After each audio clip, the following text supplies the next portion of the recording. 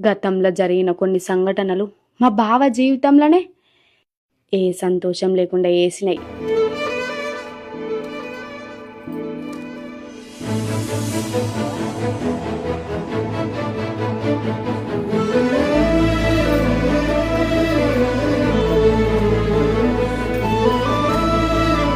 ఎప్పుడు చూసినా నన్నే చూసుకుంటుంటే పాడగా